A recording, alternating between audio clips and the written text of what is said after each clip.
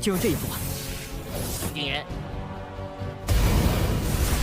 Hello guys, how are you doing. जैसे कि हमने लास्ट एपिसोड के अंदर देखा था कि लिटिल फेरी और साथ ही अपना शाओयान दोनों ही आ चुके थे पॉइजन स्कॉर्पियन ड्रैगन के पास में, और वो यहाँ पर खड़ा हुआ था, जिसके साथ ही इस एपिसोड की स्टार्ट होती है और हमें देखने के लिए मिलता है कि यहाँ पर वो कह रहा था कि ब्यूटीफुल लेडी, मैं तुम्हें और तुम्हारे इस फ्रेग्रेंस को काफ़ी दूर से स्मेल कर पा रहा हूँ। अच्छा, और अब जब तुम यहाँ पर आ ही चुकी हो तो फिर अब तुम मेरे साथ में रहो। और साथ ही ये भी कह रहा होता है कि अब तुम और मैं मिलकर काफ़ी ज़्यादा पावरफुल पॉइजनस बॉडी को बर्थ देंगे और वो सबसे ज़्यादा परफेक्ट होगी। वो काफ़ी ज़्यादा खुश हो रहा था इन सारी बातों को सोचते हुए। तभी हम देखते हैं कि शाओयान भी उसकी शक्ल को देख रहा था और साथ ही लिटिल फेरी डॉक्टर उसकी तरफ को आगे बढ़ती और कह रही थी कि ठीक है, तो फिर अब मैं तुमसे पूछने वाली हूँ किसी चीज़ के लिए। स्कॉर्पियन किंग काफ़ी ज़्यादा खुश हो गया था और कह रहा था कि अच्छा ठीक है, जब तक तुम मेरे साथ रहने के लिए तैयार हो मैं तुम्हें कुछ भी दूंगा, कुछ भी। जिसके साथ ही लिटिल फेरी डॉक्टर कहती है कि ठीक है, तो फिर लाओ मुझे अपना कोड दे दो। ये सुनने के बाद तो यहाँ पर स्कॉर्पियन कहता है कि अगर तुम्हारी जगह पर कोई और मुझसे ही कहने की कोशिश करता तो यकीन अब तक वो मारा जा चुका होता। ये चीज़ कहते हुए वो काफ़ी ज़्यादा गुस्से में भी था और ये भी कह रहा होता है कि तुमने कुछ ज़्यादा ही बड़ी चीज़ मांग ली है। और साथ ही हमें देखने के लिए मिलता है कि वो ये भी कह रहा था कि मुझे तो लग रहा है कि शायद से कोई तुम्हें सारी चीज़ों के लिए ऑब्सेस्ड करवा रहा है, और यहाँ पर उसे सारी गलती शाओयान की लग रही थी। हालांकि तभी वो ये भी कह रहा होता है कि जो मैं तुम्हारे पास खड़ा है सब कुछ किया धरा इसी का है, और फिर तुरंत ही आगे बढ़ रहा होता है शाओयान के ऊपर अटैक करने के लिए। उसके बाद हमें देखने के लिए मिलता है कि शाओयान तुरंत ही अपनी लाइटनिंग स्पीड का इस्तेमाल करते हुए उस जगह से हट जाता है। लेकिन पॉइजनस किंग को अब गुस्सा आ चुका था और वो काफ़ी स्पीड के साथ शाओयान के ऊपर लगातार काफ़ी सारे अटैक्स भी कर रहा था। लेकिन हम देखते हैं कि शाओयान अपनी लाइटनिंग स्पीड का इस्तेमाल करते हुए लगातार पीछे की तरफ को हट रहा था। लेकिन पॉइजनस किंग अपनी टेल का इस्तेमाल करता है जो कि काफ़ी स्पीड के साथ ऑलमोस्ट शाओयान को हिट करने वाली थी।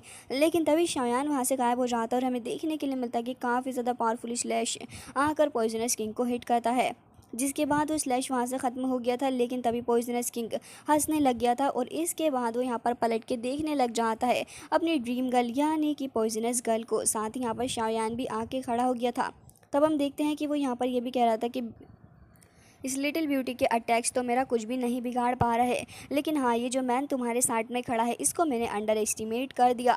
जिसके साथ यहाँ पर वो शाओयान की शक्ल को देखने लग जाता है। शाओयान भी थोड़ा सीरियस होकर खड़ा हुआ था और कह रहा होता है कि बेटा जी अभी तो आपके लिए और सरदर्दी बाकी है। और वो तुरंत ही यहाँ पर अपने मोटू मास्टर और साथ ही शक्तिमान दोनों को ही समन कर लेता है। और यहाँ पर मास्टर आते हुए कह रहे थे कि ऐसा लग रहा है कि जो ड्रैगन तुम्हारे सामने खड़ा है इसके साथ में अच्छी खासी फाइट होगी, मैं इसे बहुत ही अच्छे से मज़ा सिखाने वाला हूँ। ये सुनने के बाद तो पॉइजनस ड्रैगन यहाँ पर कह रहा होता है कि अच्छा आज चाहे यहाँ पर कोई भी आ जाए कितनी भी कोशिश क्यों ना कर ले, लेकिन मैं तुम्हें बता दूं कि भले ही तुम कुछ भी क्यों ना हो लेकिन यहाँ पर तुम जब तक हो तब तक तुम मेरा कुछ नहीं बिगाड़ सकते।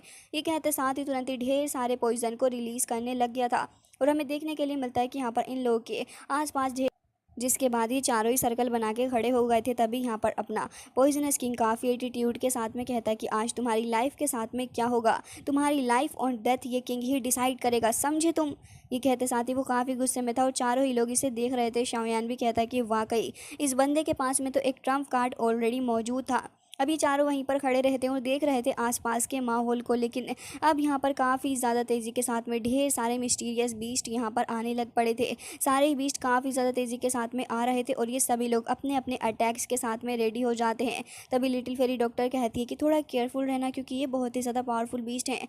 हालांकि तभी तियानु कह रहे थे कि आखिर तुम लोग वेट किस चीज़ का कर रहे हो, चलो आगे बढ़ते हैं और इनकी छुट्टी कर देते हैं। ये कहते साथ ही सबसे पहले वही जाते हैं और वो अटैक की बरसात करने लग पड़े थे। उनके सामने जितने भी बीस्ट आ रहे होते हैं ऐसा लग रहा था कि वो उन्हें बहुत ही ज़्यादा हल्के में ले रहे हैं और बहुत ही आराम के साथ में वो उनको धूल चटा रहे थे।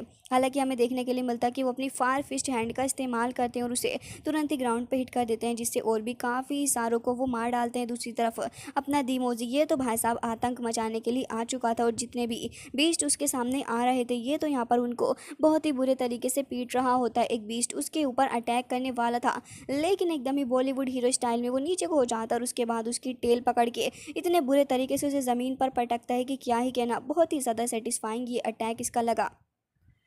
जिसके बाद हमें देखने के लिए मिलता है कि यहाँ पर दो बंदे और आ गए थे और वो कह रहे होते हैं कि तुमने हमारे पॉइजनस स्कॉर्पियन किंग को ऑफेंड किया है और हम तुम्हें नहीं छोड़ेंगे। इन दोनों के ही हाथ में हैमर था और वो आगे बढ़ रहे थे, लेकिन तभी इनसे फाइट करने के लिए अपनी पॉइजनस गर्ल आगे जाती है और हमें देखने के लिए मिलता है कि शाओयान भी अपनी लाइटनिंग स्पीड का इस्तेमाल करते हुए काफ़ी तेज़ी से सारे अटैक को डोज करते हुए वहाँ से जा रहा था और उसके बाद वो काफ़ी ज़्यादा पावरफुल फ्लेम के थ्रू अटैक करता है। हमें देखने के लिए मिलता है कि बीस्ट पे बीस्ट शाओयान के चारों ही तरफ से आ रहे थे।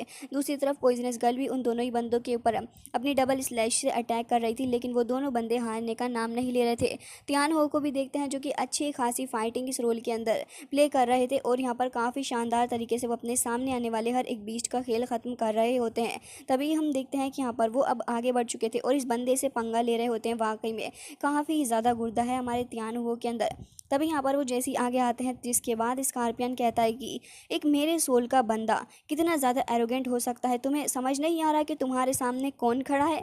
तभी हम देखते हैं कि यहाँ पर अपने मास्टर को भला कहाँ ही फ़र्क पड़ने वाला था, वो तो उसके साथ फाइटिंग करने लग पड़े थे और कह रहे थे कि बच्चे तुम्हारे अंदर सिर्फ और सिर्फ एंशियंट ड्रैगन की ब्लड लाइन है, अपनी बॉडी को इतना ज़्यादा फ्लॉन्ट करने की ज़रूरत नहीं है। तुम्हारे एटीट्यूड को तो देख के ऐसा लगता है कि जैसे तुम खुद ही खुद को एंशियंट ड्रैगन मानने लगे हो। और ये कहते साथ ही तुरंत ही काफ़ी सारी फायर के थ्रू अटैक करते हैं स्कॉर्पियन के ऊपर, लेकिन स्कॉर्पियन किंग तुरंत ही पीछे हट गया था। अब मास्टर भी आकर उसके ऊपर अटैक कर रहे होते हैं, लगातार इधर उधर से हर तरफ से उसके ऊपर अटैक पे अटैक करे जा रहे होते हैं।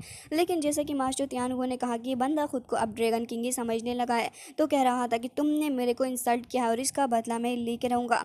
और साथ ही ये कह रहा था कि अब तुम्हारी मौत तुम्हारे सामने और मैं तुम्हारी हेल्प इसके अंदर करने वाला हूँ। ये कहते साथ ही काफ़ी सारे अटैक वो करता है, लेकिन हम देखते हैं कि यहाँ पर अपना दी मोजी आ गया था और वो काफ़ी शानदार तरीके से फाइट कर रहा होता है। लेकिन मास्टर तियान को गुस्सा आ जाता है और वो कह रहे थे कि अगर आज मेरे पास मेरी बॉडी होती ना तो तुम्हारे छिलके उतार देता मैं। और साथ ही यहाँ पर कह रहे होते हैं कि तुम मेरे सामने बस एक चींटी हो, इससे ज़्यादा कुछ भी नहीं। और ये कहते हैं साथ ही आगे बढ़ रहे होते हैं और अब उसकी छाती में अटैक दे के मारते हैं और दो तीन अटैक और इधर आधर से। अब वो थोड़ा ऊपर को जा रहा था तो ऊपर से दीमोजी आ जाता है। साथ ही हमें देखने के लिए मिलता है कि नीचे वाले एरिया में तो शाओयान कुछ कहर मचा रहा था। लड़के ने बिल्कुल ही तबाही मचा रखी होती है, जितने भी बीस्ट आ रहे थे वो यहाँ पर दूर दूर तक उनका सफाया करने जा रहा था अपनी सोड का इस्तेमाल करते हुए।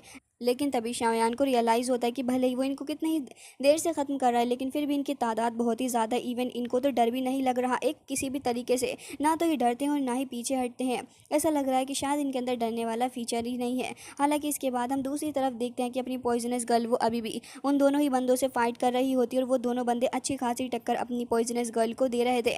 लेकिन फिर भी वो यहाँ पर उनको बहुत ही आराम से हैंडल कर पा रही थी। वो काफ़ी ज़्यादा स्ट्रॉन्ग एक स्लैश अटैक भी करते हैं, लेकिन तभी हमें देखने के लिए मिलता है कि वो अपने स्पिरिचुअल हैंड का इस्तेमाल करते हुए उसको पीछे हटा देती है। दूसरी तरफ दी मोजी भी यहाँ पर फाइट कर रहा होता है स्कॉर्पियन किंग के साथ में। स्कॉर्पियन किंग भी यहाँ पर काफ़ी सारे अटैक पे अटैक करे जा रहा था, लेकिन दी मोजी भी यहाँ पर अपनी पूरी कोशिश लगा रहा होता है और बस किसी भी तरीके से वो इसको पीटना चाह रहा था। मास्टर तियान भी पीछे से हट जाते हो, फिर वो भी आकर अटैक पे अटैक करने लग पड़े थे। दी मोजी को देखकर तो अब ये लग रहा था कि वो इसे छोड़ना ही नहीं चाह रहा। और साथ ही हम देखते हैं कि पीछे से मास्टर तियान भी आ जाते हैं और इस बार वो एक काफ़ी ज़्यादा स्ट्रॉन्ग फिस्ट से अटैक करने वाले थे, लेकिन यहाँ पर स्कॉर्पियन किंग पीछे को हट जाता है। लेकिन उसके बावजूद भी यहाँ पर उसका जो हॉर्न था, उसकी शान बान सब कुछ टूट गया था, जिसके साथ ही वो नीचे जाकर गिरता है। मुझे तो ये सीन देखने के बाद कुछ ऐसा लगा कि अगर मास्टर तियान ने थोड़ी और ज़ोर से इसको मुक्का मार दिया होता तो शायद से ही कबर में ही पहुँच गया होता। हालांकि इसके बाद हम देखते हैं कि यहाँ पर जैसे स्कॉर्पियन किंग अपने इस हॉर्न को देखता है तो उसकी तो गरिमा के ऊपर ही ठेस पहुँच गई थी कि आखिर ये कैसे हो गया भाई साहब, ये तो उनका खानदानी हॉर्न था और ये टूट गया। तो मतलब एक तरीके से बहुत ही ज़्यादा इंसल्ट भी हो गई और कह रहा था कि तुम्हारी हिम्मत भी कैसे हुई मेरे इस हॉर्न को तोड़ने की, और अब मैं तुम्हें नहीं छोड़ूंगा। जिसके साथ ही हम देखते हैं कि अब वो बहुत ही ज़्यादा गुस्सा हो जाता है, क्योंकि भाई अब सवाल ख़ानदानी हॉर्न का जो आ चुका था, तो फिर आसपास से सारी ही बीस्ट की एनर्जी अपने अंदर को एब्जॉर्व करने लग जाता है और हमें उसका जलाल देखने के लिए मिलता है। लेकिन तभी हम देखते हैं कि यहाँ पर मास्टर तियान कह रहे थे कि तो आसपास के सारी पॉइजनस बीस्ट को कंज्यूम कर रहा है और अब और भी ज़्यादा स्ट्रॉन्ग हो जाएगा। हमें देखने के लिए मिलता है कि वैसा होता भी है, क्योंकि अब तो उसकी बॉडी के आसपास एक टोर्नेडो टाइप क्रिएट हो गया था। आसपास से ढेर सारी एनर्जी जाके उसकी बॉडी से मिल रही थी और अब वो बीस्ट भी वहाँ से खुद ही खुद ख़त्म हो जाते हैं, क्योंकि उनकी भी एनर्जी वो एब्जॉर्व कर रहा होता है। शाओयान भी खड़ा होकर यही देख रहा था, लेकिन उसको होश तब आता है जब वो देखता है कि अब तो ये पहले से भी काफ़ी ज़्यादा स्ट्रॉन्ग हो गया है, क्योंकि अब उसने सारी पावर को एब्जॉर्व करके खुद को अपने रियल फॉर्म के अंदर ट्रांसफॉर्म कर लिया था, जो कि अब एक असल स्कॉर्पियन किंग लग रहा था।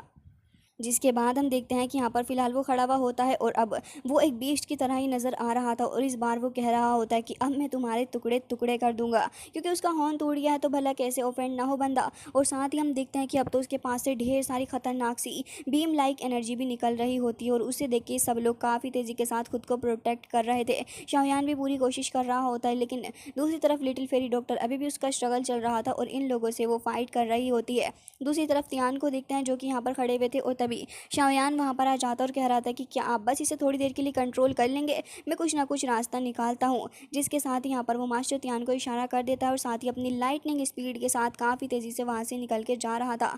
हम देखते हैं कि वो अपनी उन्हीं हैंड्स वगैरह का इस्तेमाल करते हुए लगातार अटैक पे अटैक कर रहा था और उसके अटैक्स भी कोई ऐसे नॉर्मल अटैक्स नहीं होते बल्कि काफ़ी ज़्यादा स्ट्रॉन्ग अटैक्स नज़र आ रहे थे।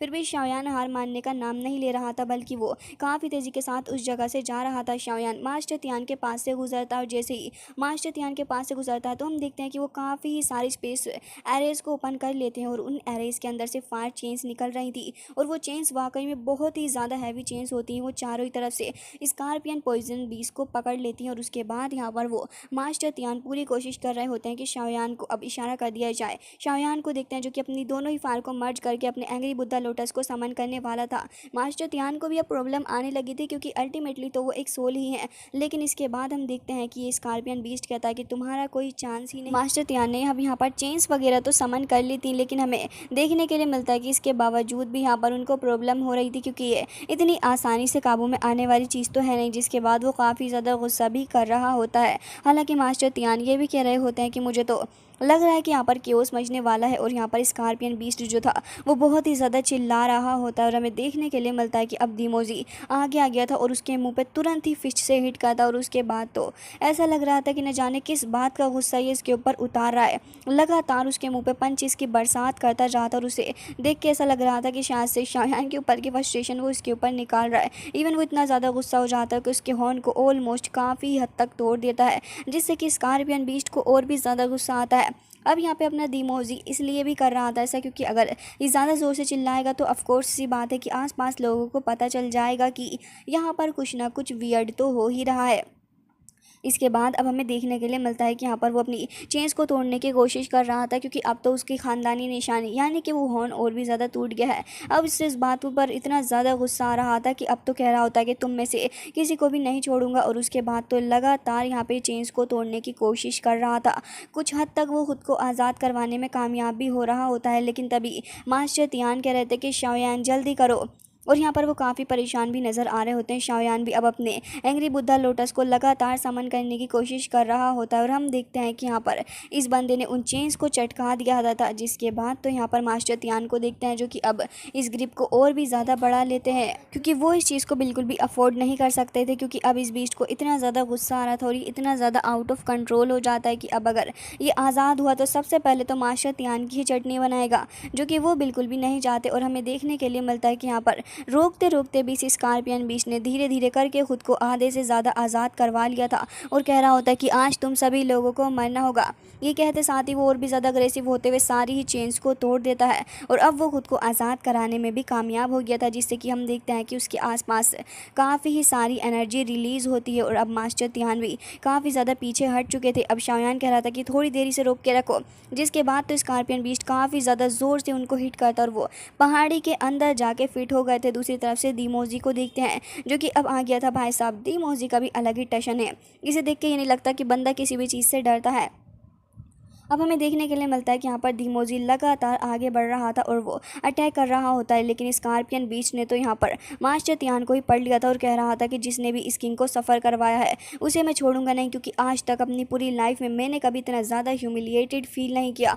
और मास्टर तियान को तो देख के ही कह रहा होता है कि अगर आज तुम मेरे सामने से ना हटे तो फिर देख लेना मैं तुम्हें धरती के इतने नीचे पहुँचा दूंगा जितना नीचे तुमने कभी एक्सपेक्ट भी नहीं किया होगा। साथ ही हम ये भी देखते हैं कि यहाँ पर इतना ज़्यादा गुस्से में था कि ऐसा लग रहा होता है कि आज तो ये इन सभी की छुट्टी करके मानेगा और ये भी कह रहा था कि तुम सभी को आज मैं राख के अंदर कन्वर्ट कर दूंगा। मेरे दिल के अंदर इस गुस्से को तुम कभी भी ख़त्म नहीं कर सकते। और हमें देखने के लिए मिलता है कि शाओयान भाई साहब अभी तक अपने angry Buddha angry Buddha lotus को फॉर्म करने में भी लगे हुए हैं। साथ ही हमें देखने के लिए मिलता है कि एंग्री बुद्धा लोटस आसपास की एनर्जी को कंज्यूम करके अब काफ़ी सारी एनर्जी को रिलीज़ भी करता है। लिटिल फेरी डॉक्टर जो कि अपने दुश्मनों से अभी फाइट कर रही थी, वो भी फील करती है कि अब यहाँ पर अपना एंग्री बुद्धा लोटस रेडी होने वाला है। लेकिन तभी यहाँ पर ये दोनों बंदे कहते हैं कि हमारे बॉस के साथ में मैस करना इतना आसान नहीं। हालांकि हम देखते हैं कि यहाँ पर अब इस स्कॉर्पियन को काफ़ी गुस्सा आ रहा था और अब वो काफ़ी सारी पावर जमा कर रहा होता है आसपास से। उसने ढेर सारी पावर को इकट्ठा कर लिया था और अब हम देखते हैं कि अपनी कोर का इस्तेमाल करते हुए वो सबसे पहले टारगेट मास्टर तियान को ही बनाता है। जिसके बाद हम देखते हैं कि यहाँ पर फिलहाल शाओयान काफ़ी ज़्यादा कोशिश कर रहा था, लेकिन अब जो अपना स्कॉर्पियन पॉइजन था वो यहाँ पर लगातार अपनी पावर का इस्तेमाल करे जा रहा होता है। वो शाओयान की तरफ को ही अपनी पावर को फेंकने की कोशिश कर रहा था, क्योंकि उसे बहुत अच्छे से इसके बारे में पता था कि अगर वो शाओयान के ऊपर अटैक करेगा तो फिर यहाँ पर शाओयान अपने एंग्री बुद्धा लोटस को फॉर्म ही नहीं कर पाएगा।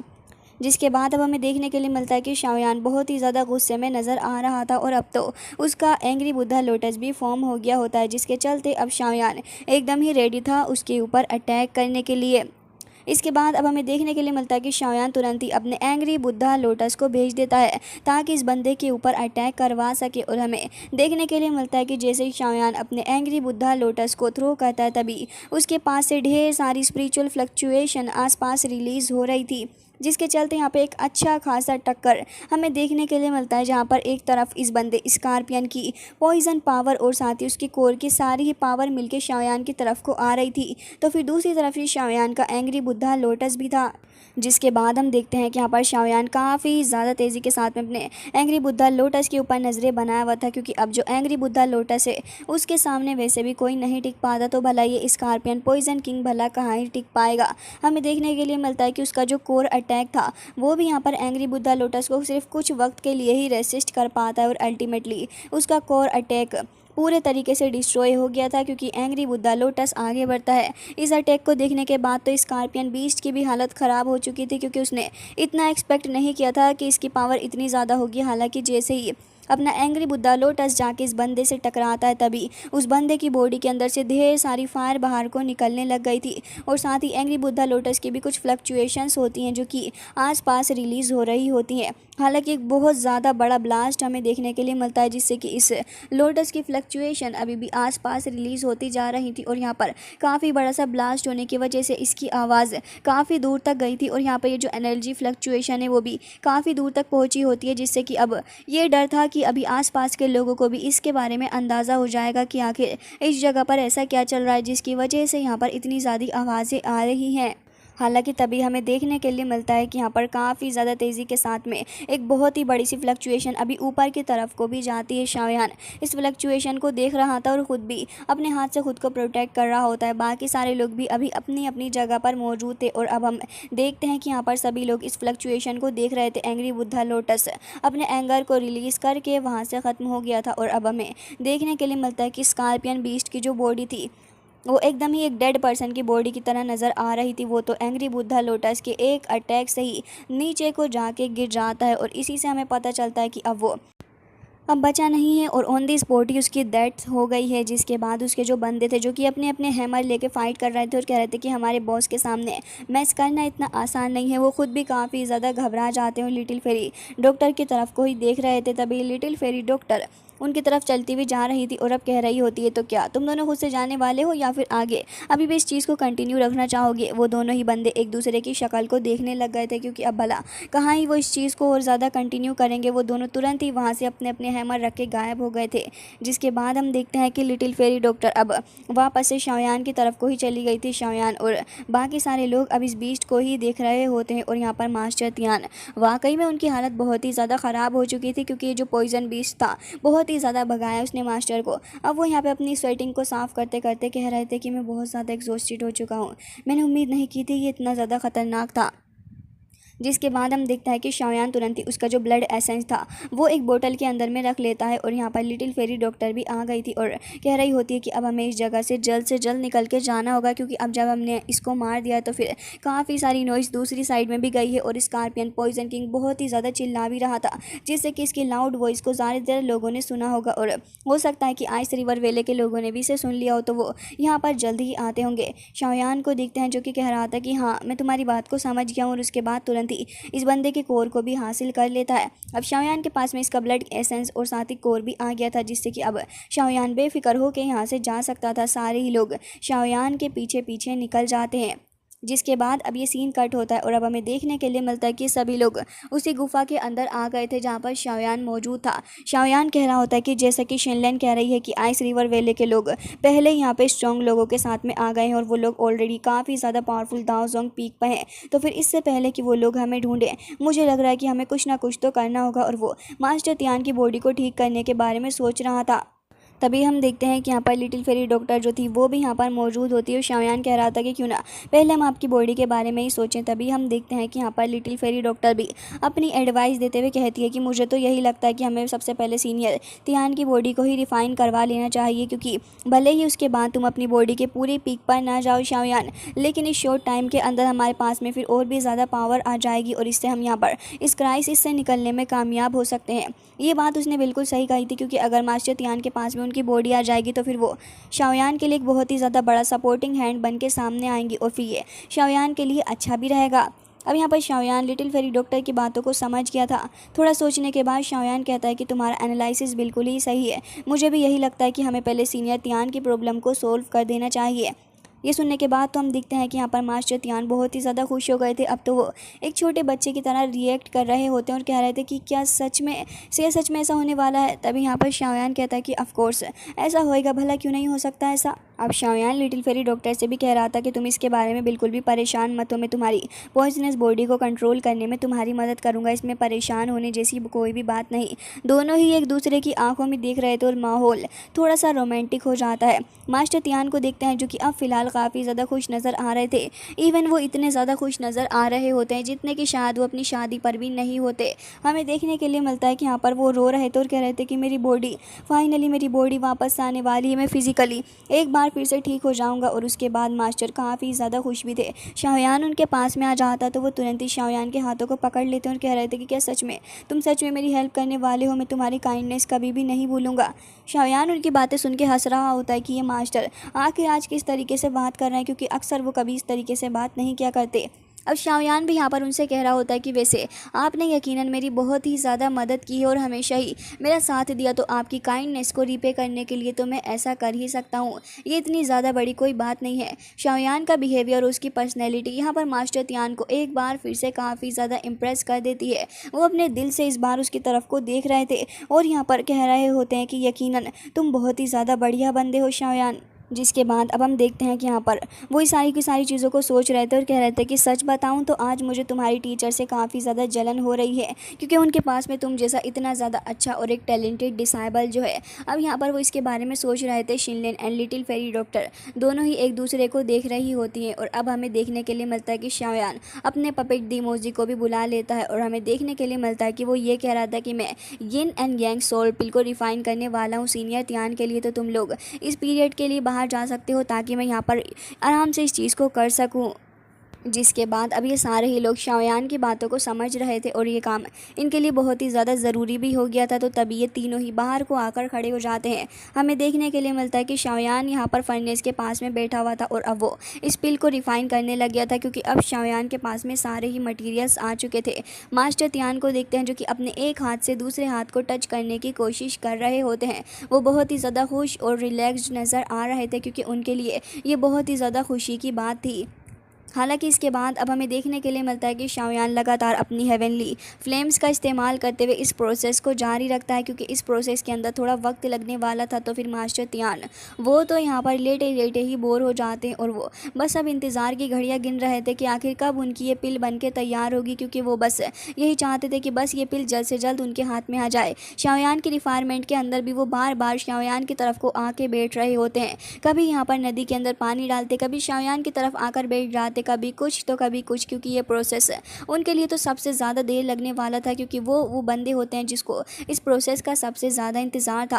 अब यहाँ पे शाओयान लगातार रिफायरमेंट कर रहा था, लेकिन मास्टर वहीं पर सो जाते इंतज़ार करते करते, और ये इंतज़ार की घड़ियाँ ख़त्म होने का नाम ही नहीं ले रही थी। जिसके बाद ऐसे ही काफ़ी वक्त गुजर जाता है और उसके बाद फाइनली हमें स्काई के अंदर ढेर सारी थंडर पावर देखने के लिए मिलती है, जहाँ पर सारे ही लोग इसको देख रहे थे और कह रहे थे कि ये तो दान ली है। अब हम देखते हैं कि यहाँ पर शाओयान फ़िलहाल अपनी पिल को रिफ़ाइन कर रहा था और यहाँ पर ये सभी लोग समझ जाते हैं कि इनकी 7th ग्रेड की जो पिल है शाओयान ने उसे बहुत ही जल्दी रिफ़ाइन कर लिया है। लेकिन तभी यहाँ पर लिटिल फेरी डॉक्टर को तो बस एक ही बात की फ़िक्र हो रही थी। वो बार बार यही बात कह रही होती है कि बस यही उम्मीद करती हूँ कि यहाँ पर आइस रिवर वेले के लोग इस चीज़ को डिस्कवर ना कर लें। दूसरी तरफ हम देखते हैं कि मास्टर तियान सब्र करते करते अब थक चुके होते हैं। शाओयान की तरफ को ही देख रहे थे और शाओयान कह रहा था कि मुझे पता है कि आपको इस चीज़ का बेसब्री से इंतज़ार है। हम देखते हैं कि यहाँ पर शाओयान ये भी कह रहा था कि आखिर ऐसा क्यों हुआ कि दायन क्वीन ने रिएक्ट नहीं किया और वो अपने आप डिसॉल्व कैसे हो गई। मुझे तो ये चीज़ बिल्कुल भी नहीं समझ आ रही है। जिसके साथ यहाँ पर मास्टर तियान को देखते हैं और बाकी सारे लोग भी यही चीज़ को नोटिस कर रहे थे। तभी मास्टर तियान कहने लग जाते हैं कि जो पॉइज़न तुमने प्राप्त किया है वो बहुत ही ज़्यादा स्ट्रॉन्ग है और वो यहाँ पर इसकी दान की पावर कोई अच्छा टारगेट ढूंढ ही नहीं पा रही, जिसके चलते उसने खुद को डिसॉल्व कर लिया।